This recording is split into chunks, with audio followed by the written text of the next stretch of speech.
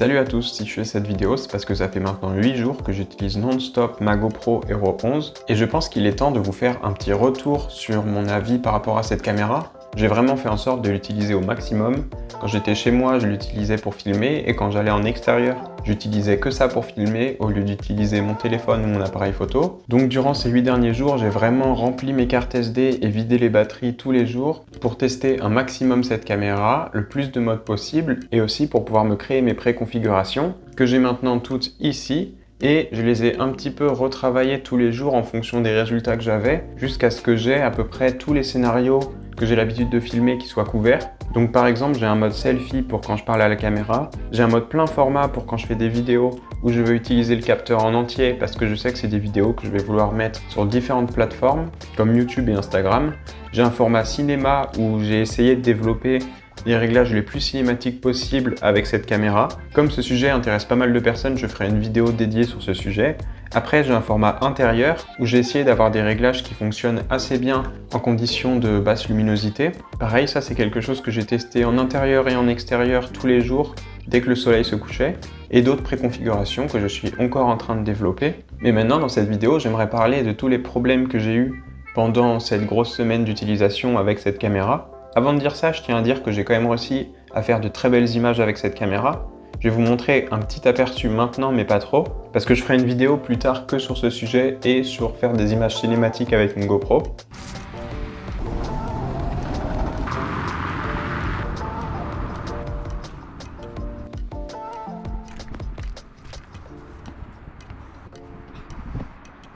Donc dans des bonnes conditions d'éclairage, ça reste une caméra qui est très bonne. J'ai été assez surpris par certains modes et certains réglages. Personnellement, je suis passé de la GoPro 8 à la GoPro 11 et sur certaines choses, j'ai vraiment vu une différence. Même si je trouve encore que la GoPro 8 aujourd'hui fait du très bon travail. Mais par exemple, d'un point de vue plage dynamique, je pense que c'est la meilleure caméra d'action qui est sur le marché aujourd'hui.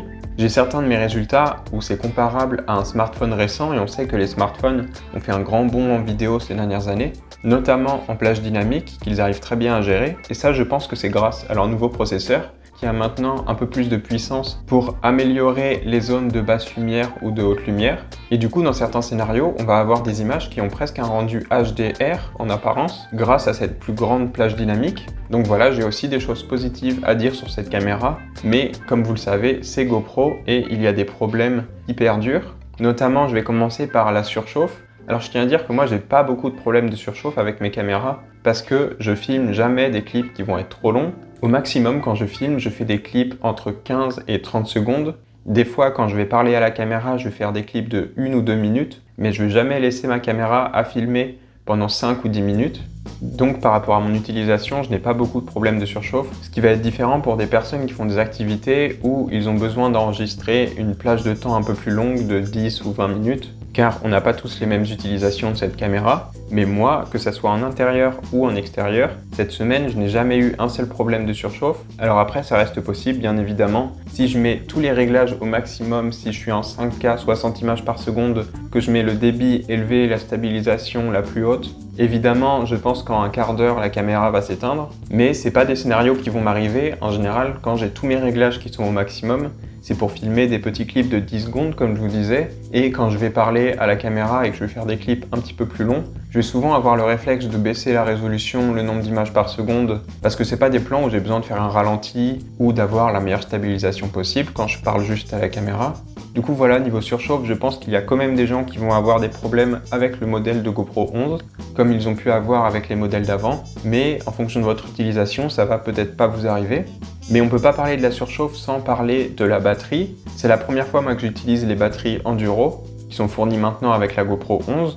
Comme j'habite à un endroit où l'hiver, des fois il fait moins 30 degrés, j'aurai l'occasion de la tester dans des conditions un peu plus rudes pour voir si elle tient mieux. Parce que ici, l'hiver, mes anciennes caméras n'ont jamais tenu plus d'un quart d'heure en extérieur. Mais après cette semaine d'utilisation, mon plus gros point négatif par rapport à la batterie et à l'autonomie de la caméra, ça va être pas forcément le fait qu'elle se décharge rapidement, parce que ça, je m'y attendais, mais ça va être le fait qu'elle met longtemps à charger. Je trouve vraiment que, avec maintenant tous les appareils qui ont une charge rapide, même la DJI Action 3 a maintenant la charge rapide, on a vraiment l'impression que la GoPro met des heures à charger. En fonction des câbles USB et des prises secteurs que vous pouvez utiliser, le temps peut varier un petit peu, mais en général, il me faut plus d'1 heure, voire 1 heure et quart pour charger à 100% ma caméra, sachant que des fois, je vais la décharger complètement en 1 heure. Donc il me faut en général plus de temps pour la recharger que pour la décharger. Ça c'est un petit peu dommage, du coup cette semaine j'ai passé mon temps à avoir la caméra branchée pour la recharger dès que je pouvais. Après on peut y remédier en ayant plusieurs batteries et en alternant, et en ayant un chargeur qui supporte plusieurs batteries en même temps. Donc je vais sûrement investir là-dedans, mais j'aime pas sortir de chez moi avec plusieurs batteries parce que ça prend de la place et j'ai pas envie de me soucier de la batterie quand je suis en extérieur. Mais voilà, par rapport à l'autonomie de la batterie, quand je suis dans mes réglages qui me plaisent, et que je sors en extérieur, on va dire que je peux tenir entre 2 heures et 2 heures et demie en extérieur à faire pas mal de plans avant d'atteindre les 0% et de devoir rentrer pour charger ma caméra. Ce qui en soi, je trouve, n'est pas trop mal par rapport à ce que j'attends de cette caméra, mais par contre, je sais que je peux pas rentrer, charger rapidement ma caméra et ressortir si j'en ai besoin. Donc c'est quelque chose à savoir, il faudra sûrement investir dans plusieurs batteries et un autre chargeur. Et sachant que cette caméra coûte déjà dans les 400-500 €, ça va faire un petit budget en plus. En troisième point, quelque chose d'autre qui m'a déplu avec cette caméra, c'est les limitations qu'il y a par rapport au mode. Donc par ça, ce que j'entends, c'est que même si GoPro tous les ans nous promet des nouvelles résolutions, des nouveaux nombres d'images par seconde, des objectifs, des modes de stabilisation, on va souvent être bloqué dans ces réglages avec les GoPro. Quand on choisit une résolution ou un nombre d'images par seconde qu'on va vouloir, on va voir que ça va nous changer d'autres choses dans les réglages parce que tous les réglages ne sont pas compatibles entre eux. Donc par exemple, cette année, il y a un nouveau capteur qui fait du 8/7, mais il n'est pas disponible en 4K 30 images par seconde. On est obligé de faire du 4K 60 pour avoir ce format. Et du coup, 60 images par seconde, c'est pas top pour les scènes en basse lumière. Donc on n'a pas vraiment de solution pour faire du 4K en basse lumière et utiliser ce nouveau capteur. Il y a aussi plusieurs résolutions et plusieurs nombres d'images par seconde où on va perdre les modes les plus puissants de stabilisation et de maintien de l'horizon. Donc pareil, avec le capteur en entier, on n'aura pas le verrouillage d'horizon, alors que c'est quelque chose que j'aurais vraiment aimé voir avec ce nouveau capteur. Donc voilà, ça arrive souvent qu'en changeant mes réglages, je vois que si je choisis telle résolution ou tel nombre d'images par seconde, je vais voir d'autres réglages comme la stabilisation ou l'objectif qui vont automatiquement du coup se changer et passer à une option un peu moins puissante pour permettre d'avoir l'option que je veux choisir. Ce qui fait qu'on est obligé de faire des concessions dès qu'on a envie de bidouiller un petit peu ces réglages. En quatrième point, il y a quelque chose que j'ai essayé de faire pendant toute la semaine, c'est d'utiliser cette caméra en tant que webcam branchée à mon ordinateur, puisque la pub GoPro montre clairement que c'est quelque chose de possible. Donc j'ai téléchargé l'application GoPro Webcam, j'ai branché la caméra à mon ordinateur, et à aucun moment mon ordinateur était capable de reconnaître cette caméra. J'ai du coup contacté le service client qui m'a renvoyé vers d'autres versions du logiciel de webcam GoPro, que j'ai dû télécharger et que j'ai essayé de connecter avec ma caméra. Et encore une fois, jamais ma caméra n'a été détectée. Après, on m'a recommandé de mettre à jour ma carte graphique et tous les pilotes de mon ordinateur, ce que j'ai fait. Et maintenant, même avec tout qui est à jour, je n'ai toujours pas réussi à brancher cette caméra en webcam. C'est quelque chose de dommage parce que pour toutes les vidéos que j'enregistre, j'aimerais beaucoup plus avoir ma GoPro qui est en train de me filmer branchée à mon ordinateur, plutôt que de devoir filmer avec une autre caméra. Donc ça, c'est quelque chose, j'espère, qui va être réglé avec des mises à jour. Parce qu'une des raisons pour laquelle j'ai voulu acheter cette caméra, c'est pour le mode webcam. Après, c'est possible que des gens sur d'autres versions de Windows ou sur Mac n'aient pas de problème, mais moi en tout cas sur Windows 11 avec ma configuration, pour l'instant ça a été impossible de la faire marcher. Après, un autre défaut qui est encore logiciel, je trouve vraiment que le GoPro Player n'a pas beaucoup d'utilité sur ordinateur. Et c'est vraiment dommage, surtout quand on voit les logiciels des concurrents comme Insta360, parce que si on veut importer ses clips sur son ordinateur en utilisant le GoPro Player, la chose déjà que le player va mettre le plus en avant, c'est l'option de stabilisation Real Steady, et ça va nous bombarder littéralement à chaque fois qu'on ouvre le logiciel. Est-ce que vous voulez activer Real Steady? Est-ce que vous voulez utiliser Real Steady sur ce clip? Qui est un abonnement en plus de 100 €, sachant que j'ai déjà acheté la caméra, j'ai l'abonnement GoPro, donc on a un peu l'impression que c'est juste un player avec une pub constamment dessus. Et aussi, je trouve ça extrêmement dommage que sur le player, on n'ait pas la possibilité de créer des ralentis, des accélérés, de changer la déformation de l'image en choisissant différents objectifs. Tout ça, c'est possible avec d'autres caméras d'action. Du coup, je vois pas vraiment l'utilité du GoPro Player, sauf si on a l'abonnement Real Steady qui coûte 100 € en plus. Et ce que je voudrais vraiment, c'est pouvoir importer mes clips dans GoPro Player, enlever la déformation du fisheye que j'ai sur certains clips pour pouvoir après exporter les clips et les partager là où j'ai envie.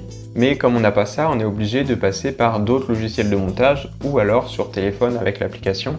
Donc ça aussi, pour moi, c'est quelque chose qui devrait être amélioré. Pour tous les gens qui ont acheté les caméras GoPro et qui pensent avoir des moyens simples de s'en servir, au final, ce logiciel a très peu d'utilité et est bien moins puissant que l'application GoPro qui est sur téléphone. Donc on aimerait retrouver sur ordinateur un logiciel qui propose à peu près les mêmes fonctions que l'application téléphone. En cinquième point maintenant, c'est que la qualité en basse lumière ne s'est pas vraiment améliorée. Après ça, on pouvait s'y attendre parce qu'au final, le capteur de cette année laisse pas vraiment entrer beaucoup plus de lumière que les années précédentes. Donc je m'attendais pas à des miracles par rapport à ça. Après, avec les bons réglages manuels sur la caméra, on peut s'en sortir en basse lumière, mais c'est vraiment la stabilisation qui prend un gros coup dès qu'on passe dans une zone un peu moins éclairée. Des fois, c'est même juste le fait de passer sous un arbre ou sous un pont, ce qui va faire qu'il y a des moments de notre clip qui vont être inexploitables à cause de ces tremblements.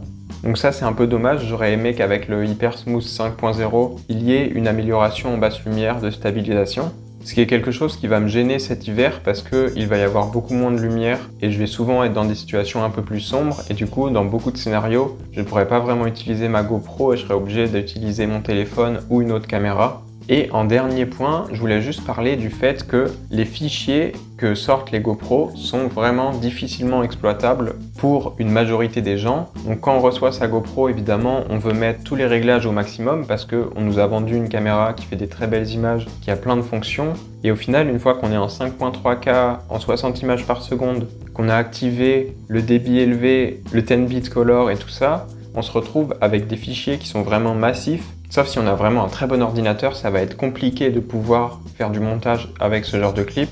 Et sachant que c'est des caméras grand public qui sont vendues pour un peu tout le monde, c'est dommage que derrière, il faut un ordinateur avec un setup plutôt professionnel. Je pense que beaucoup de gens qui n'ont pas encore de GoPro ne savent pas ce problème, vont acheter cette caméra et une fois qu'ils vont devoir passer à la partie montage, ils vont se rendre compte qu'il leur faut un nouvel ordinateur parce que leurs images sont juste pas exploitables. Et c'est possible que ça dégoûte certaines personnes de la marque, car après avoir dépensé 500 € dans une caméra, on réalise qu'il faut derrière un ordinateur qui va nous coûter 1200 € pour pouvoir traiter les fichiers. Donc voilà, après une grosse semaine d'utilisation, c'était les 8 points négatifs que j'ai retenus de cette caméra. Je voulais en parler aussi parce que je veux pas parler que du côté positif et montrer des belles images. Je pense que c'est important de le dire pour tous les gens qui hésitent à acheter cette caméra, parce que c'est pas GoPro ou les ambassadeurs GoPro qui vont parler de ces différents problèmes, malheureusement. Voilà, après comme je vous ai dit, je suis quand même content de certains aspects de cette caméra, je vais continuer de l'utiliser et de faire des vidéos avec. En tout cas, je vous remercie d'avoir regardé cette vidéo. Si vous êtes abonné à la chaîne, on se retrouve dans une prochaine très bientôt. Vous pouvez regarder le lien en description si vous voulez quelques ressources GoPro, il y en a des gratuites. Et je vous dis ciao!